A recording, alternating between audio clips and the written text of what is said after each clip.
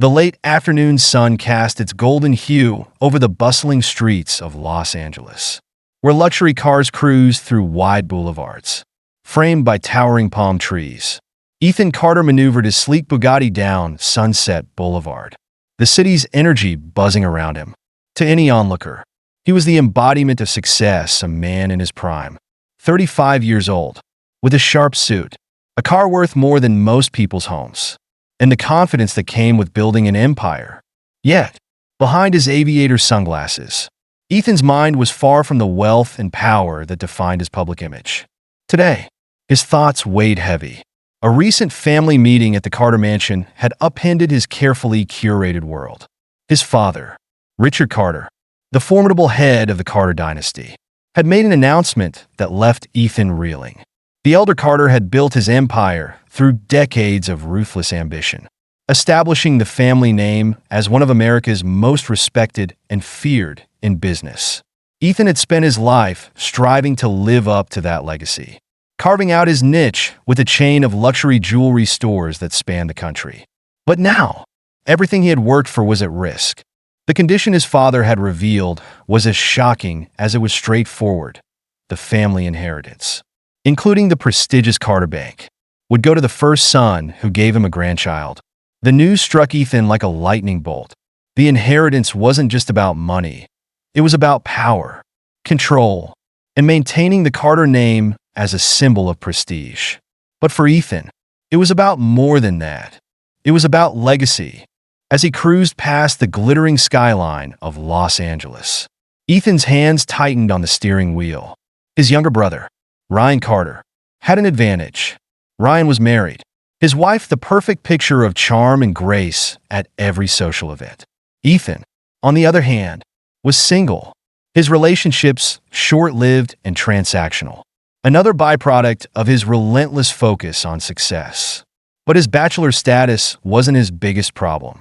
Ethan had a secret, a truth he'd never shared with anyone. He was sterile.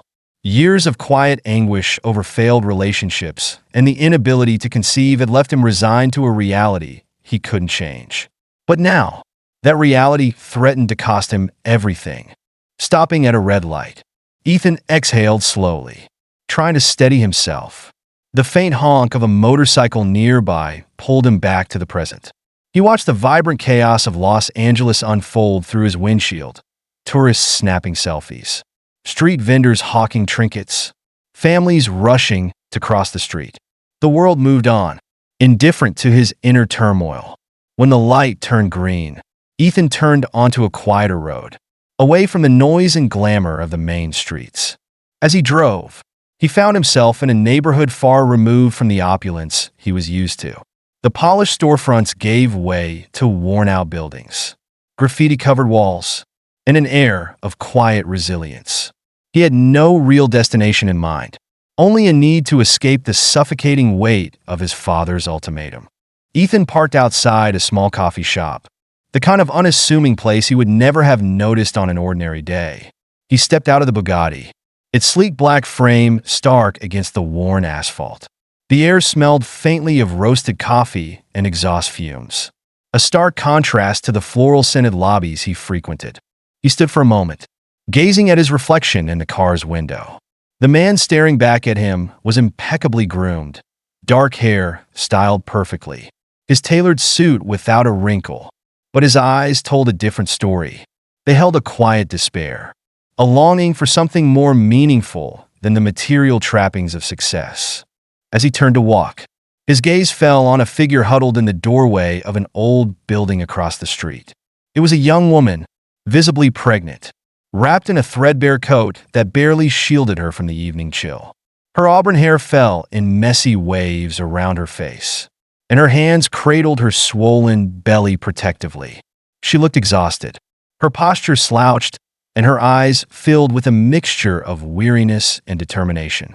Ethan hesitated, something about the sight of her striking a chord he couldn't quite explain. Without thinking, he crossed the street and approached her cautiously, his expensive shoes crunching against the gritty pavement. "Hi," he said softly, careful not to startle her. "Are you okay?"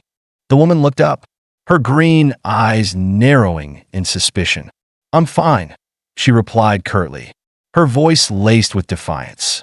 But Ethan could see the cracks in her armor. She was anything but fine. You don't look fine, Ethan said gently, stopping a few feet away. It's cold out here. Do you have somewhere to go? The woman didn't answer immediately.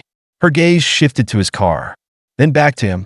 Why do you care? She asked, her tone skeptical. Guys like you don't stop for people like me. Ethan flinched slightly at her words but didn't back down.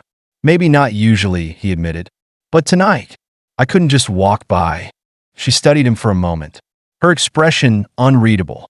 What do you want? She asked, her voice guarded. Ethan hesitated, knowing how insane his next words would sound.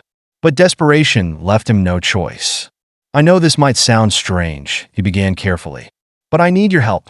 And maybe, just maybe, I can help you too. The woman's brow furrowed. Help me? With what? Ethan took a step closer, lowering his voice. I need a child, he said bluntly. And you're pregnant. Her eyes widened in shock, and she instinctively moved back against the wall. You're insane, she said, her voice rising. Get away from me.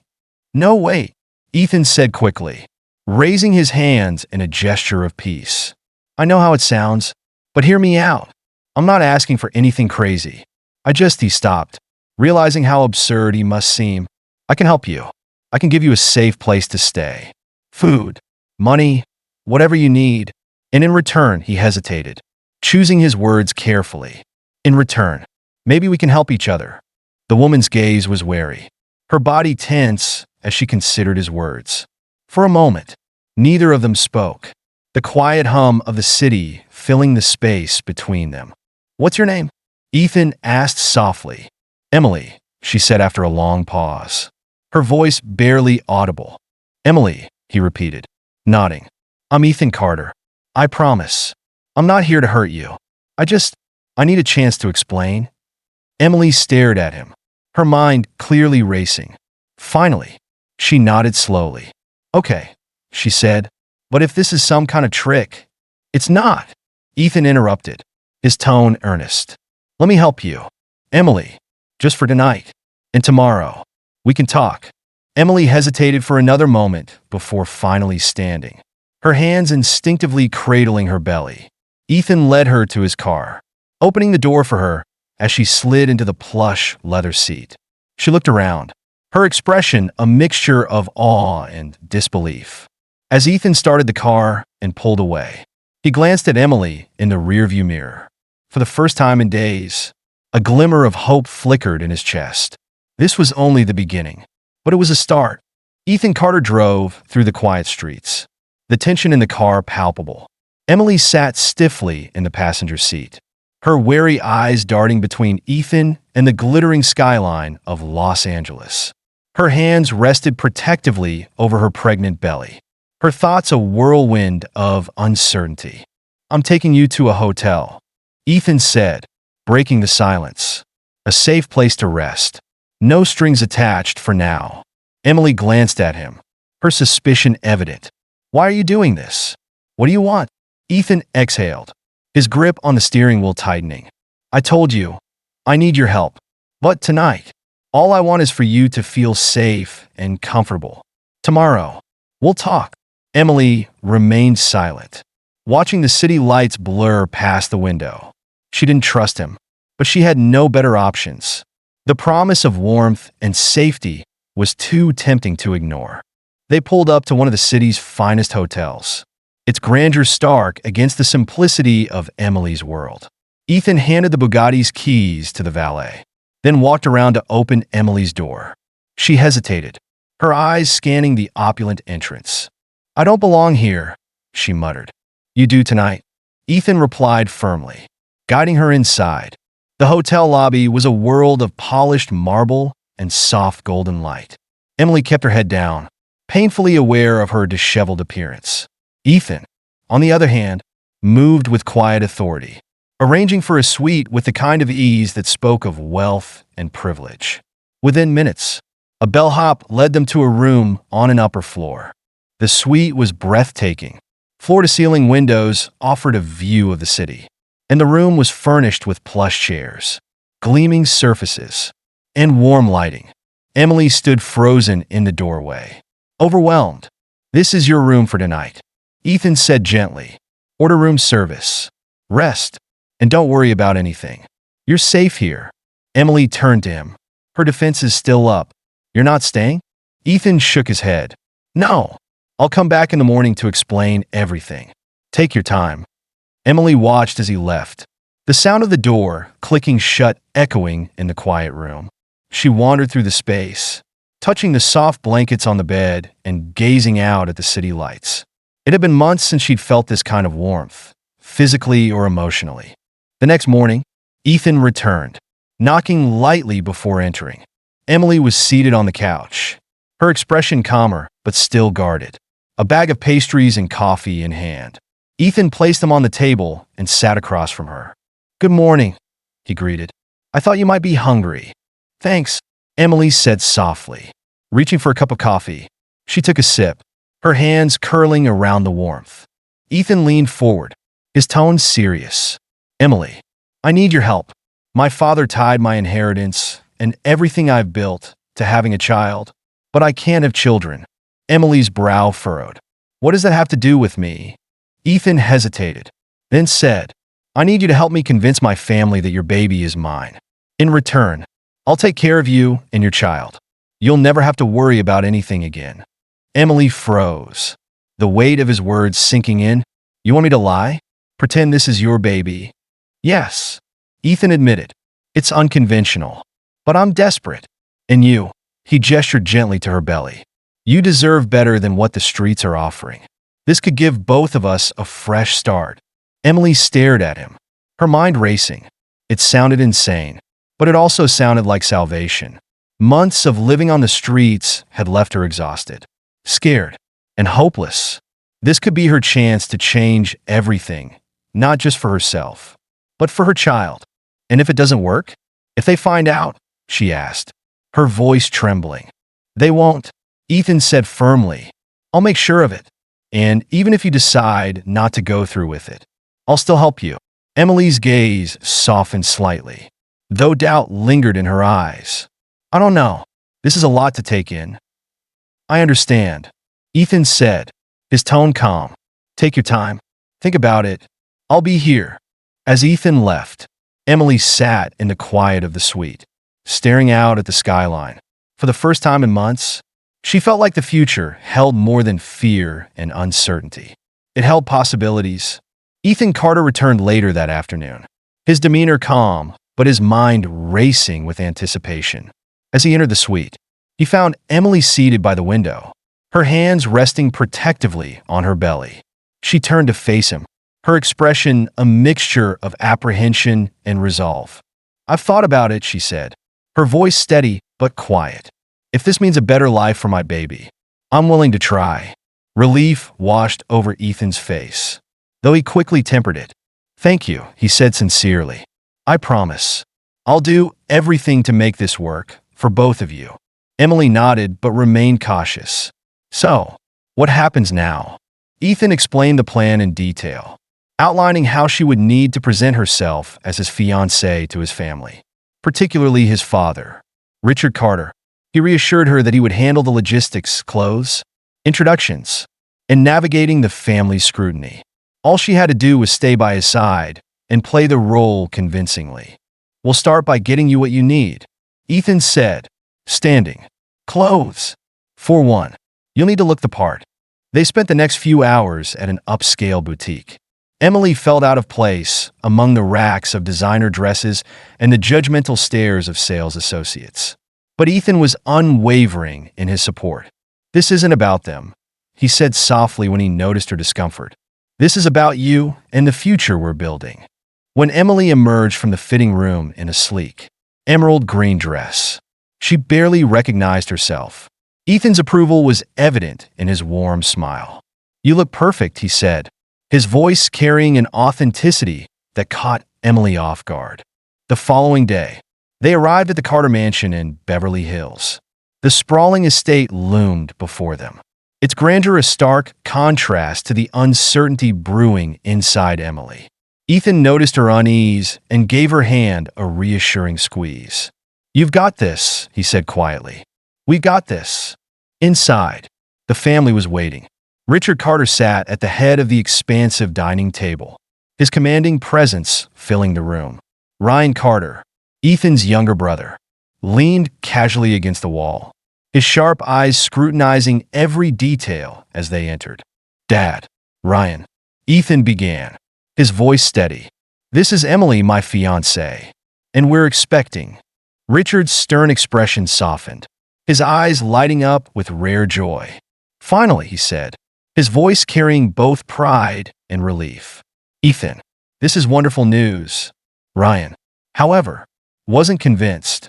"Really?" he said, his tone dripping with skepticism. "This seems sudden." Emily met Ryan's gaze, her resolve hardening.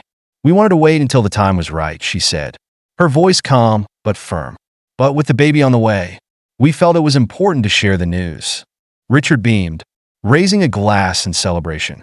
But Ryan's scrutiny lingered. Ethan knew his brother wouldn't let this go easily. But for now, the immediate hurdle had been cleared. After dinner, Ethan and Emily stepped outside to catch their breath. The sprawling gardens offered a moment of solace under the evening sky. "You did great," Ethan said, his voice filled with quiet admiration. Emily exhaled slowly, her confidence growing. "I think I can do this," she admitted, a small smile breaking through her guarded expression. But the peace didn't last. As they turned to head back inside, Ryan appeared, his expression calculating. "Mind if I steal a moment with Emily?" he asked, his tone too polite to refuse, but laced with suspicion. Ethan hesitated, but Emily nodded. "It's fine," she said, her voice steady. Ryan waited until Ethan was out of earshot before speaking. "I don't know who you are," he said, his eyes narrowing, "but I'm going to find out. You don't just show up out of nowhere and expect to fool me." Emily held his gaze, her heart pounding, but her voice unwavering. "I'm not here to fool anyone," she said. "I'm here because I care about Ethan and our baby." Ryan's smirk was faint but dangerous. "We'll see," he said before walking away, leaving Emily shaken but determined. Over the next weeks, Ethan and Emily worked together to solidify their story, navigating family events and the constant scrutiny of Ryan. Each day, they grew closer, their partnership evolving into something more genuine. For Emily, Ethan's unwavering support and kindness began to erode the walls she had built around herself. For Ethan, Emily's resilience and strength reminded him of what truly mattered. The final test came during a family gathering where Richard announced he would officially name the heir to the Carter Empire. Ethan stood beside Emily, his hand resting protectively on her back as Richard spoke. "After much thought, I've decided that Ethan will take over," Richard declared, his voice firm, not just because of the child, but because he's proven he understands what it means to protect this family's legacy. Cheers erupted around the room, but Ethan's focus was on Emily, who looked at him with a mix of relief and pride. For the first time in years, he felt whole, not because of the inheritance, but because of the partnership they had built. As the night ended, Ethan and Emily stood on the balcony overlooking the city. The journey that had begun as a desperate pact now felt like the start of something real. "I couldn't have done this without you," Ethan said softly, his gratitude unmistakable. Emily smiled, her hand resting on her belly. "We're a team now," she said, "and that's all that matters." For both of them, the future was uncertain, but they were ready to face it together.